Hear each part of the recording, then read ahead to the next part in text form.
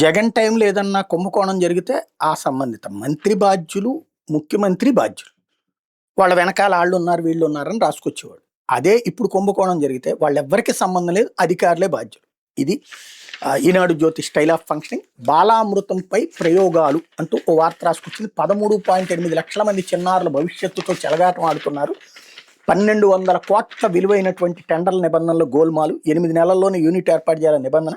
పేరున్న సంస్థలను పోటీ నుంచి తప్పించే ప్రయత్నం. బాల సంజీవని సరఫరా సంస్థలకే కట్టబెట్టే వ్యూహం.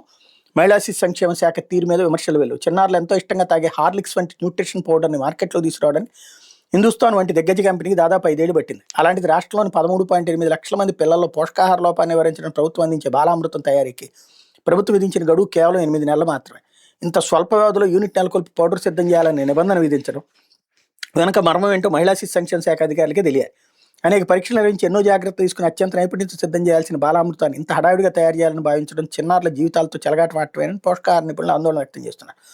వేల కోట్లు ఏం చేస్తున్న పథకంపై ప్రయోగాలు చేయడం సరికాదంటున్నారు. రాష్ట్ర వ్యాప్తంగా 3 జోన్లలో బాలామృతం సరఫరా చేసేందుకు మహిళా శిశు సంక్షేమ శాఖ సెప్టెంబర్లో టెండర్లు పిలిచింది. ఈ టెండర్లో నిర్దేశించిన అర్హత ప్రమాణాలపైన విమర్శలు వెలువెత్తున్నాయి. ఇప్పటికే గర్భిణులకు బాల సంజీవని సరఫరా చేస్తున్న సంస్థలకే ఈ కాంట్రాక్టును దారాదత్తం చేసేందుకు వాళ్ళకి అనుకూలంగా ఉండేలా టెండర్ నిబంధనలు రూపొందిస్తున్నారని ఆరోపణలు ఉన్నాయి.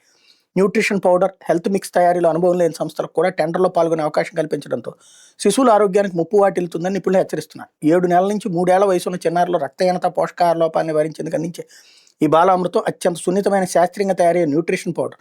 అయితే రాగి, పిండి, మల్టీగ్రెయిన్, ఆటా, అటుకులు, పల్లి, చిక్కీ, హాట్ కుక్ మీల్ వంటి పూర్తిగా భిన్నమైన ఉత్పత్తులకు సరఫరా చేసే వాళ్ళకి ఈ టెండర్లు కట్టబెట్టేందుకు అధికారులు పావులు గదుపుతున్నారు. న్యూట్రిషన్ పౌడర్ తయారీ పూర్తి శాస్త్రీయంగా ఉంటుంది. అంతేకాకుండా టెండర్ పొందిన తర్వాత 8 నెలల్లో కొత్త తయారీ యూనిట్ ఏర్పాటు చేయాలని నిబంధన విధించడం కూడా వివాదాస్పదంగా మారింది.